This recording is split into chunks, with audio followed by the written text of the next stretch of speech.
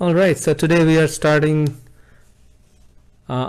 continuing our discussion on the first chapter, Vishada Yoga. Third session. And this is the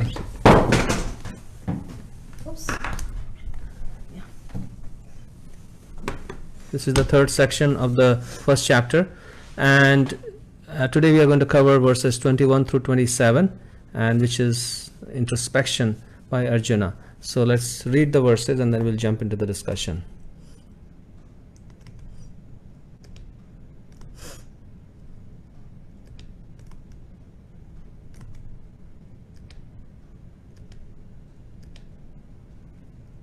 Okay. Just check for some. Yeah, go ahead. Oh, it's gone.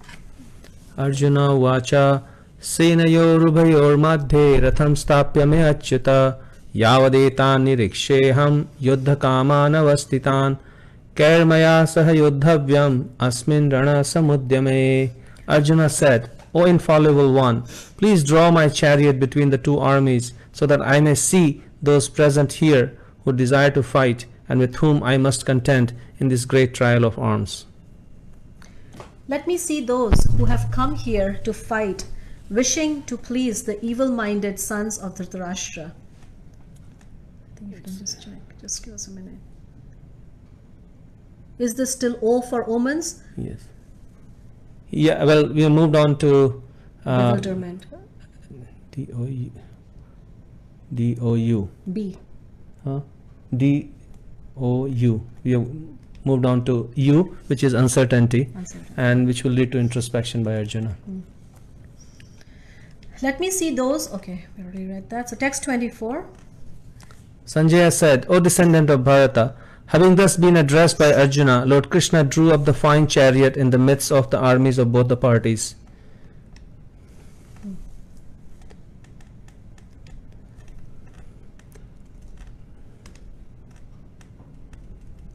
In the presence of Bhishma, Drona, and all the other chieftains of the world, the Lord said, Just behold, Partha, all the Kurus assembled here. There Arjuna could see, within the midst of the armies of both the parties, his fathers, grandfathers, teachers, maternal uncles, brothers, sons, grandsons, friends, and also his fathers-in-law and well-wishers. When the son of Kunti, Arjuna, saw all these different grades of friends and relatives, he became overwhelmed with compassion and spoke thus. Arjuna said, My dear Krishna, seeing my friends and relatives present before me in such a fighting spirit, I feel the limbs of my body quivering and my mouth drying up. So this is Arjuna's uncertainty starting up, and we'll start. Let me share with.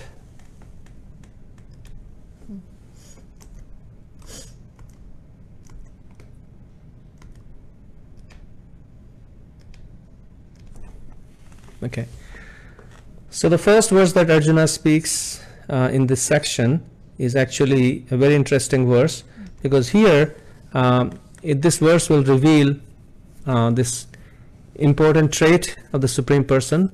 He addresses Krishna as Achyuta. He says, Senayorubhayor Madhye Ratha Sthapyame Achyuta.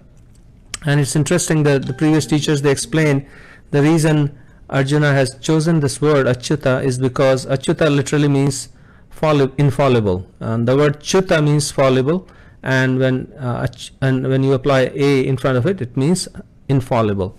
So Krishna is addressed as infallible because he never fails in so many ways. He's infallible in so many ways. Especially he's infallible in responding, reciprocating with his devotees, or protecting his devotees.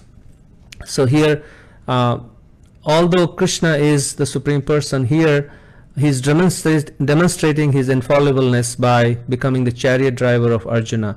Because to become a driver of somebody especially in those days and times, it wasn't considered very highly respected job. But Krishna took that menial job just to please his devotee, to serve his devotees. And therefore he is demonstrating in front of everybody, because everybody is watching this great battle or war which is happening, and millions of people are participating.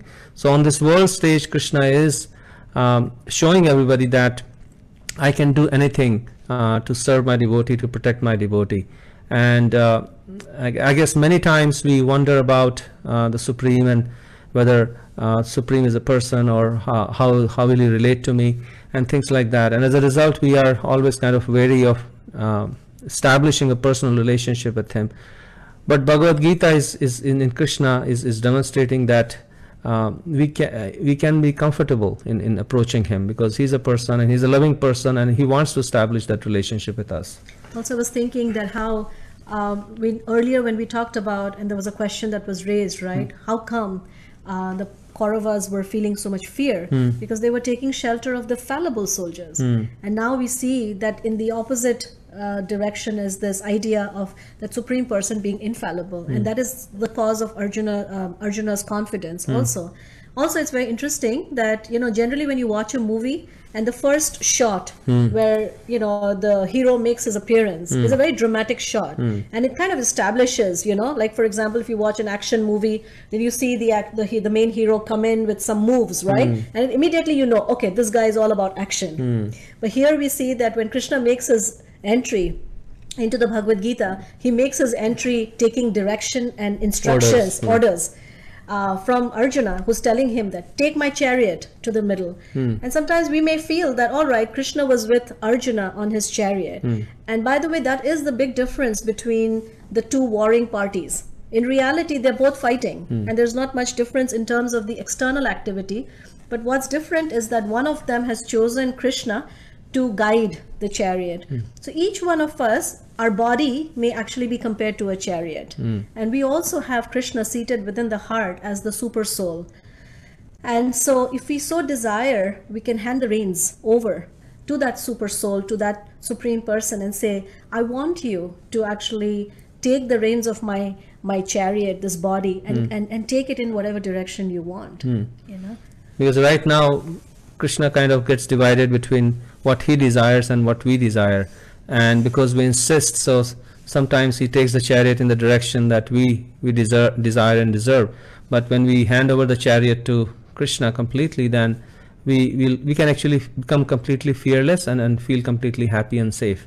And that is, I guess there was another question about fear, and I will address it more in detail, but just a little point that is the way of fearlessness. When we can, because we are indeed dependent and tiny, you know, in our ability to control matter. So when we hand over the reins, you know, to that Supreme Person and know that he has our back. Actually, this morning, I when I woke up early in the morning, I was thinking that's what trust means. Trust means knowing that someone has your back, right? And then if you know that you can trust someone, then you can be truly fearless. And this verse is so important that it is actually on the cover of the Bhagavad Gita, Krishna driving Arjuna's chariot, rather than there are so many other things that could have been taken. And there's a very famous story about this, that how when Lord Chaitanya, he was visiting South India, he visited this temple where he met this Brahmana who was illiterate, and he was reading Bhagavad Gita kind of upside down. And as he was reading it, he was crying in great joy. So, and everybody else around him, they were kind of making fun of him because he was not holding the Bhagavad Gita properly or reading it even properly. But when Chaitanya Mahaprabhu saw that, when he saw that in Brahmana, he asked him, Sir, why are you reading Bhagavad Gita like this? I can see that you can't even read it properly, but you are still crying. So what are you understanding from the Bhagavad Gita? And the Brahmana said, well, my Guru ordered me to read the Bhagavad Gita every day, so I'm reading it. But what I am understanding from the Bhagavad Gita is that this Supreme Person, Krishna, who is the Almighty, he is actually taking the position of a chariot driver, this menial position for his devotee, and is happily doing it. So this exchange of love is actually just making me cry. And Chaitanya Mahaprabhu said that, yeah, you have actually understood the real meaning of Bhagavad Gita to understand this relationship between Krishna and Arjuna. So this is the meaning of this this verse, Achyuta, and it kind of defines the whole setting for Bhagavad Gita. It's a transformating verse for Arjuna, and as well as for everybody who's watching. So as we move on, we'll now see that it's also, we talked about the factors, right? The success factors. So we wanted to add two more success factors for Arjuna. One is introspection and inquiry, and the last one is compassion. So today we'll talk about introspection and inquiry being such an important thing. So let's look at this. So because one of the things that happens, just to give you a little bit of a storyline, that Krishna is very clever. He knows Arjuna's weaknesses. So what he does is when he takes the chariot of Arjuna, he puts it right in front of his his greatest attachments. And I find that so amazing, because he could have put his chariot in front of the other warriors with whom maybe Arjuna did not share such a close relationship. Or maybe he shared like he could have put the chariot in front of Duryodhana. Watching him, Arjuna would get fired up. But he actually put it right in front of his dearmost grandfather and his dear teacher. So those were two of Arjuna's greatest attachments on the other side. And so I was just thinking about that exactly the same thing happens when we embark on our spiritual journey, that we will actually be confronted with some of our deepest attachments. Some of those attachments we may not even be aware of, but we will have to face them. And that's kind of what Krishna does. He places his chariot there, and then when Arjuna sees that, then he's overcome with a lot of compassion, anxiety, fear, and just it's like a breakdown for him. But in the midst of that breakdown, what Lokadaksha and we were appreciating was the quality of introspection. And that's what we want to talk about, because we will talk about his lamentation tomorrow, but today we want to focus on the quality of a pause, pressing that pause button. Because in a battlefield, if you know, after the bugle or the conch shell are sounded, that is the beginning of the battle, and there is no more talking after that. It's like, okay, it's a done deal. Yeah, ready to shoot now. So at that point, when everybody is ready to shoot, at that point Arjuna actually he starts having this conversation, and everybody is actually dumbfounded at what's going on here. Why is Arjuna talking to Krishna right now? Does he want to surrender? Does he want to surrender? Everybody is looking at it. Even the Pandavas are worried now that what's going to happen now, and the Kauravas are feeling very happy that maybe he will surrender. So let's move on. So here is a quote by Rollo May, and he says, human freedom involves our capacity to pause between the stimulus and response, and in that pause, to choose the one response towards which we wish to throw our weight. The capacity to create ourselves based upon this freedom is inseparable from consciousness or self-awareness. So, again, kind of contrasting between Duryodhana and Arjuna, Duryodhana is reckless. He doesn't think. He first acts, and we can think about the consequences later. But Arjuna, on the other hand, is a very thoughtful person. And he, even though he's standing on the brink, not on the brink, actually literally on, as the battle has already begun, he has this moment where he feels the need to just take a pause and think that, what am I doing? Why should I be doing this? And what does it mean to do this? And try to go deeper into finding a deeper motivation. And it is Arjuna's lifelong training of spirituality and his deep devotion to the Supreme that has developed these qualities in him, that because of which at this hour of greatest calamity, he's able to actually take a step back and inquire and introspect. So this is an interesting thing. Did you a thing that we were just thinking about? There is this Zanshin, and it's a samurai. The ancient art of samurai archery, and there is a term that they use. It's called Zanshin. It is basically the act of choosing to live life intentionally and acting with purpose, rather than mindlessly falling victim to whatever comes your way. And there is a story where there was this very famous teacher of archery, and there was a student who went to him to learn archery. Kenzo, right? Kenzo, yeah, and he wanted to learn that, and and so this teacher was known to just let his students do some very, very simple things for 4 years. So he started to get really, really impatient. Is this teacher really ever going to teach me the real stuff? And that happens, right? So so finally he said, don't worry, you have to have, let me read this actually, I think you'll like this. He was taught by a legendary archer named Kenzo. Kenzo was convinced that beginners should master the fundamentals of archery before attempting to shoot at a real target. So he really complained of this slow pace. The teacher said, the way to the goal is not to be measured. Of what importance are weeks, months, and years? And when he was finally, so one time this student finally blurted out. He said that, like, he was really having a hard day. And so in this very humbling session, Herigel said that his problem must be poor aim. And he said, no, it's not poor aim, but how he approached the task. And so then he said, oh, then you should be able to, shoot in the dark. And he said, okay, then come back again. So then he comes back again next day, and he sees that his teacher is actually able to shoot arrows. And he's able to hit the bullseye with a blindfolded, basically. Blindfolded, totally in the dark. Right. And so even Arjuna actually, by the way, had exactly the same quality, that he was asked once by his teacher also to shoot. And while all the other students, including Duryodhana, they all failed because they didn't even get, like their teacher Drona would not even allow the students to pick up the bow and arrow. He would first, actually they were allowed to pick up the bow and arrow, but they were not allowed to shoot because Drona would ask them a question like, what can you see? And so all the students would say, well, I can see. So he put a bird on a tree. Like he put a green bird inside a tree, like buried inside the leaves.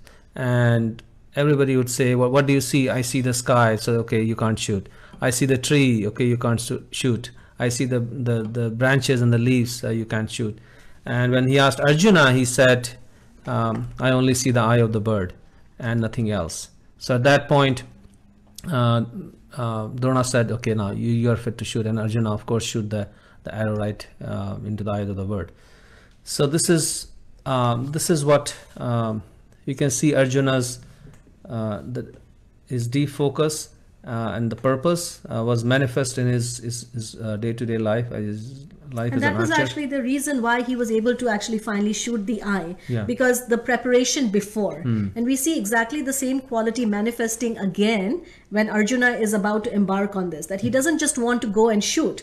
He wants to prepare his consciousness. He wants to align his body, mind, and heart and bring it together so that way his focus, he knows what he's doing.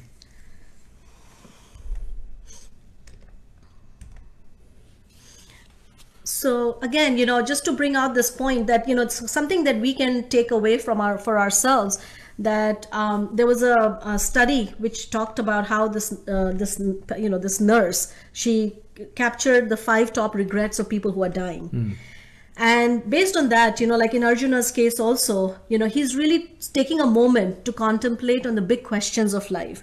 And for us, what happens is that life happens, right? And we just go through life feeling helplessly pulled in so many different directions, and we are not able to take a stand. And this is from Stephen Covey, and he talks about the habits of highly effective people. And he says that there are these 4 quadrants that he divides life in. And the first quadrant are urgent things, but not important. The first quadrant is urgent and important. Urgent and important, right. The second quadrant is important, but not urgent. The third quadrant is not important, but urgent. And the fourth quadrant is not important and not urgent. And then he goes on to describe that most of the times we land up spending most of our times in these 3 quadrants, thinking that that's what really requires our attention. So those quadrants are number 1, number 3, and number 4. And while we spend time in these 3 quadrants, we tend to ignore the not urgent and important quadrants. And so he says that the not urgent but important. And what is that not urgent and important? Is this contemplation. So in the midst of, because many times when we talk to people, they'll say, oh yeah, I would really like to go deeper, and really connect with my deepest self, but I don't have time. Prabhupada wrote an article that a modern man doesn't have any time. And I guess it's not a question of time, but it's actually a question of taste or purpose, actually. When we don't have time for the most important things, then the time will be spent on other not so important things. Yeah, and I think Stephen Covey, and I think he's really an amazing person. He even talks about this jar, right? Filling up this jar with pebbles and bigger stones, and he says you should pick the big ones and put them first, because the smaller ones will automatically find its place. But we get so caught up with the smaller things that we never really get to the big things of our life that are really important for us. And so again, going back to that same point, that Arjuna, even though he had a real good reason to say, I am in the midst of a big battle, I don't have time for this kind of stuff.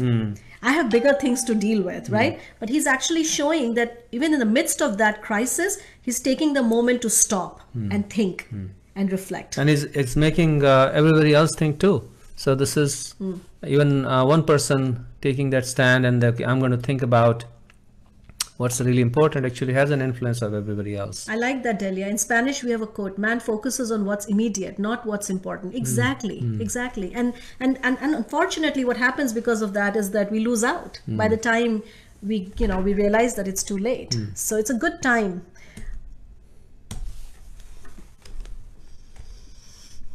Again, this is the story of our there's a life. video. Yeah. We liked videos a lot. Today we don't have as many, but how does that make you feel?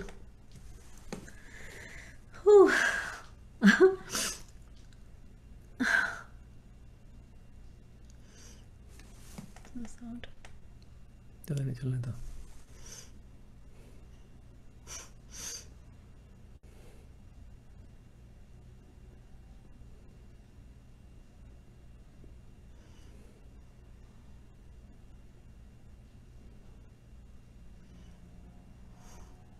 It's exhausting just to watch him do this. This is the storyline of a person in this material world, where every day, just like Sisyphus would do, he has to push that boulder up the slope, up the hill for eternity. And if you don't have a purpose, then the life feels like that. This is what we are doing every single day: getting up, doing our things, going back to sleep, and again same routine, and life starts feeling like that. Yeah, and we can see that, actually there is this very famous person called Viktor Frankl, and he talks about he was actually in a concentration camp, and he says that the way that he was able to stay through all of that suffering and really intense experiences was because he had a purpose. And so he wrote a book called Man's Search for Purpose, and he talks about that, the pursuit. He calls it logotherapy. He calls it logotherapy, and he talks about how instead of trying to pursue happiness, one should actually try to pursue purpose. And he says that, to be sure, man's search for meaning may arouse inner tension rather than inner equilibrium. However, precisely such tension is an indispensable prerequisite of mental health. There is nothing in the world, I venture to say, that would be so effectively help one to survive even the worst conditions as the knowledge that there is a meaning in one's life. There is much wisdom in the words of Nietzsche. He who has a why to live for can tolerate almost anyhow. So even though we are seeing Arjuna in a state of inner tension, and it almost feels like this is a crisis. He's going to break down. He's going to break down. Oh, he actually breaks down. He actually breaks down. But within that tension, there is his quest for inner meaning and searching for that. And that is...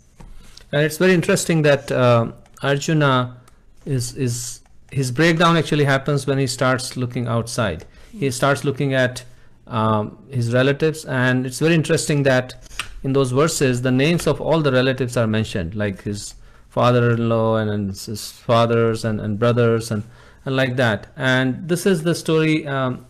Actually, when we are so focused on outside, then this is what it becomes very bewildering, and an uncertainty. Our attachments, when we see them face to face, it completely throws us off, and we are not able to focus inwards. So Arjuna is going through that. Instead of looking at Krishna, what Krishna wants to do, Arjuna starts looking at, oh, this is my world. Yeah. And now how can I afford to lose this world? Yeah. This is Arjuna's beginning of this tension. And he's going to present some very, very powerful arguments, and which we'll be talking about tomorrow, as to why. And those arguments, at one level, it may seem like he's simply just arguing, but they're also very relevant for us to think about, because within those arguments lies the ability to find a real motivation and a real purpose for life.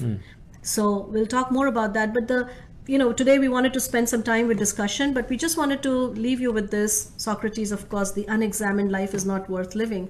So we also wanted to congratulate all of you, because you're taking the time, in the midst of so much work. And in fact, all of us are also in a similar way in the midst of a crisis. You're taking the time to reflect on these very, very important questions of life. what's going on? Why, you know, who am I? Why am I here? Why am I suffering? Why should I engage in any kind of work? You know, his work was fighting in the battlefield, but we all have our own work. And who should I put on, you know, as a chariot driver? So these are... And every crisis that we face in our life, big or small, actually indicates that there is some break in the harmony between ourselves and our real dharma, which is the nature of the soul. So we'll kind of take a pause here and then leave the next 10 minutes for discussion or questions or comments. I think there's some that we would just, let me just read this. So when we are in a, this is Amrita. So when we are in a crisis moment, it's important to take a step back and think. A broader or longer term perspective can change the way you respond to the crisis at hand. Absolutely. Yeah. It's amazing, you know, because most of the times we just go through life being tossed around. And so that moment of pause is actually very, very helpful. And especially, I think, as Mahatma Gandhi says in his introduction, in his appreciation of the Bhagavad Gita, that whenever I'm feeling that, I just open the Gita and I read a verse. So finding that higher intelligence and higher inspiration can really help us. There's a Jungian writer that talks about living a life with meaning, but it does not mean it'll be happy. Yeah. Oh, wow, that's nice, Florencia. Man in search for meaning. Thank you. Man in search for meaning.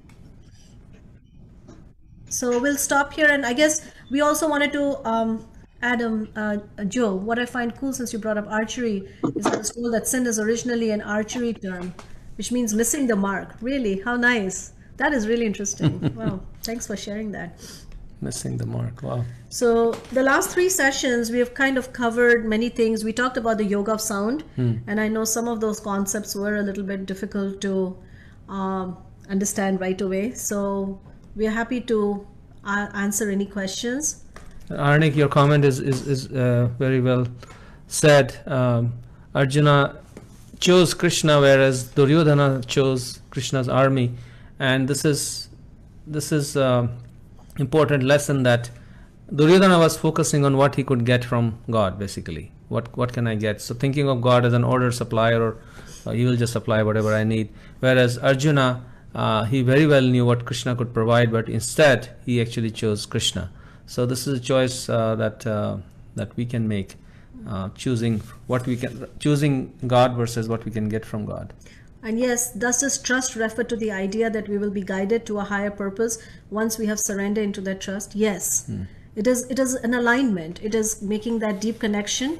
And then through the association of others who are also walking that path, as well as because he's seated within the heart, so from the inner voice, as well as these wisdom books where Krishna is directly speaking in so many different ways, one will receive that guidance. But just like in order to hear anything, like if you have a radio, you have to first tune into that vibration, right? To tune into that channel. And then once you're tuned in, then one can actually hear. And in one sense, that surrendering into that trust is itself that higher purpose also, because that's the goal of this surrender, is to develop that unflinching trust unto the Supreme. So even a little bit in the beginning is the end. Okay, let's see. There is more questions coming up. You're also welcome to actually speak the question if you feel that that would be easier. Mataji. Yeah, just we'll come to you, Prabhu. Just give us 1 minute. There's one question, and then we'll come to you. You could also address Shweta's question. What fear? Oh yeah. Okay. So the mentor will come when we surrender. Can you speak to spiritual growth being difficult, painful? So far, we have compared it to being put in the fire, to having the impurities come out, and Krishna bringing us face to face, our biggest attachment. Where is the help? It all seems so hard in and of itself. Trust is the ultimate goal. What a nice question, Delia. And that's Deirdre. Okay, the mentor will come when we surrender. So let's first address Delia.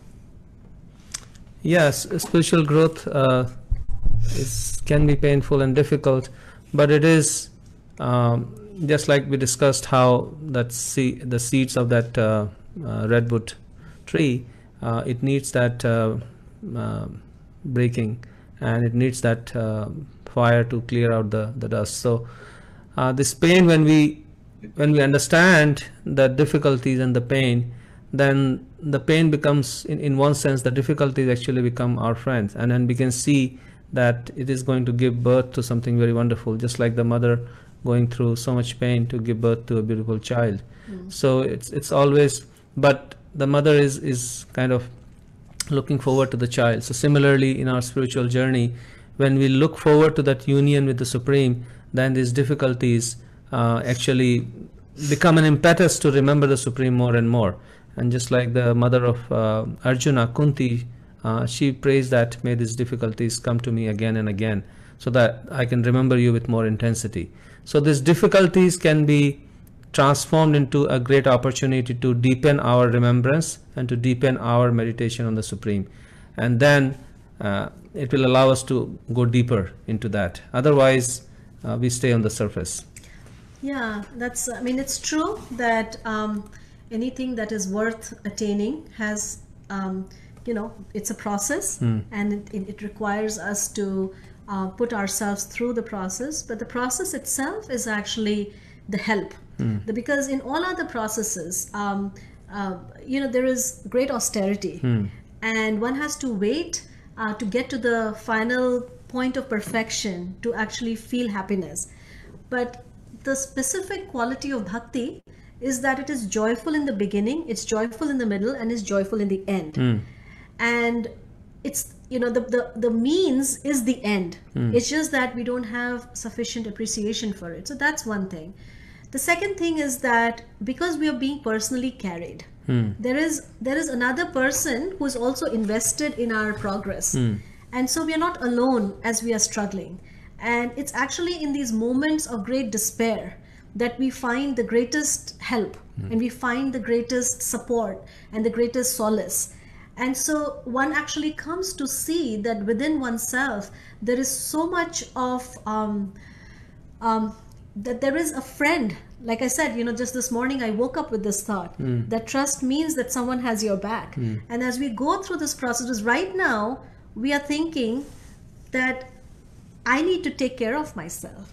If I don't take care of myself, then everything will fall apart. But to know that, that I do have a friend, and that friend is infallible, is a matter of great comfort. So there is great help. And then there is help with all the other practitioners. And that is something that we can never underestimate. In fact, we are going to be talking in the future about the geese and how they form this formation and they fly. And we've really been struck by all the things that we've been learning, that they actually help each other. And if one of them is suffering, then one bird will actually leave the flock and go down and take care of her and help her come up again. So there is a lot that can be said on that, but suffice it is to say that one should not feel discouraged, because even though the process is stripping away all these external layers, and the other thing is that as you strip these layers, you actually feel lighter and happier. And we learn to live with the bare minimum. It's more than the bare minimum. Yeah. I have a question, Prabhu. That's Juma? Yeah, go ahead, Juma. So as Ma mentioned that Krishna was the chosen one by Arjuna. Why was Arjuna the chosen one by Krishna? Arjuna was the chosen one. Krishna is dear to his devotees, so Krishna loves his devotees, and then Krishna says that samoham sarva bhuteshu name desho asti na priya ye bhajanti tumam bhaktya maite tesu chapyaham. That I am equal to everybody, but one who has that devotion for me, one who puts that devotion for me, then I am, he just reciprocates, just like a desired tree. So he wasn't partial to Arjuna. If Duryodhana would have approached and asked Krishna for him, then Krishna would have gone to Duryodhana.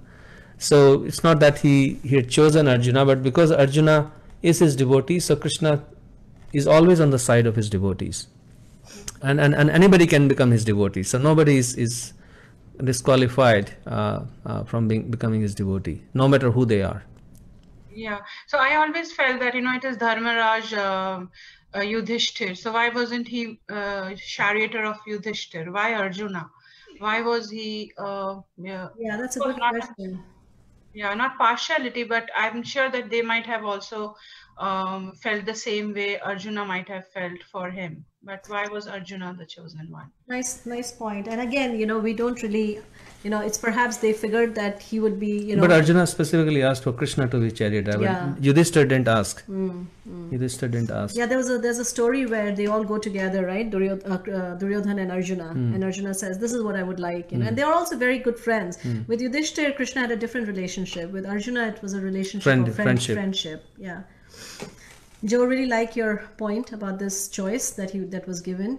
Thank you. So I guess going back to this fear question that was asked by Shweta, what's the best process to leave fear about future or material things and focus on Krishna more?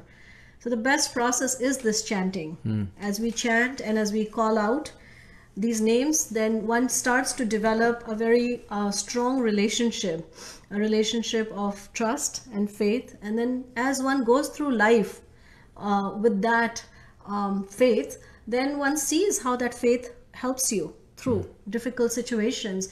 Just like how do you, like if I want to develop, if I want to give up fear, say I remember, I'll give a little example. We went to Costa Rica and, in the beginning there was this person who was supposed to take us through this dense forest. And this forest was very scary. There were like these poisonous snakes and all kinds of different things. And it was not like, the trail was not set. So he would actually be making the trail as we were walking. And so one of the things he told us was that, if you guys want to come with me on this trail, then you have to make sure that you have to follow everything that I say. You cannot like go off on this side and go off on the other side. Just follow me completely. So in the beginning, I was obviously very nervous. Our son was very little also. But then as I saw that, because I thought, my goodness, this is like a dense forest. Anything can happen from any place. But he had done it so many times. And then a couple of times I saw that he was able to say, oh, there's a snake there, watch out. And I was like, oh, he knows what he's doing, so you have to sort of walk a little bit with this, right? And then see that, oh yeah, this actually comes through, and then you develop that sense of fearlessness. Mataji, I have a question. Yes, Prabhu, I'm sorry, go ahead. No, sorry, it's okay, Mataji. So my question is, Arjuna and Krishna have been together, long before the battlefields, and Arjuna also considered Krishna as his friends too, right? So why would Arjuna did not, first question, why did Arjuna did not get that lamentation that he got in the battle of Kurukshetra, and why did Krishna could not help him before? Because Krishna did not, Arjuna did not surrender to him completely till that time. Would that be the reason? What was the first part of your question? First part of the question is Arjuna. Why did Arjuna did not get the lamentation until he comes to the battlefield? Oh, yeah. I mean, that is Krishna's. Krishna is using Arjuna as an instrument to speak the Bhagavad Gita. So, of course, Arjuna is a pure devotee of the Lord, and he cannot come under this kind of illusion and bewilderment. But Krishna kind of puts him under that illusion and bewilderment so that he can speak the Bhagavad Gita in front of the whole universe. So that's the reason Arjuna doesn't come under that. And also other reason is that, like, this was the moment, right, when the first conch shell is blown. Until then, everything was preparation. And so this is the first day of the battle, and then the conch shell are blown. Now Arjuna is faced with the reality. Can he shoot the arrows at his own people? Thank you, Mataji. It's like asking, how does the Guru choose the disciple? The Guru sees what the disciple is capable of. Very nice, Amrita. Yeah. Very nice. Reflection. We develop trust in God as well, but there is no trust required where there is security. Very nice, Delia. That's true. Yeah. And it's real. Yeah. It has to be real. Just like if I want to establish a relationship with you, Delia, for example, it'll take its time. First we'll get to know each other. We'll spend some time, then we'll start appreciating each other, then we'll go through some bad times together, and then we'll see, oh, Delia's there when I need her, right? And so it's not an overnight thing. No relationship can be an overnight thing, but if we try, then this relationship is innate, just like the relationship of a parent and a child is implicit. The same way this relationship is also implicit, and one just has to, just go through it.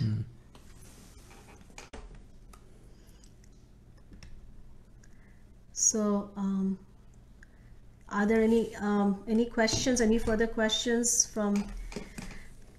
We can wrap it up.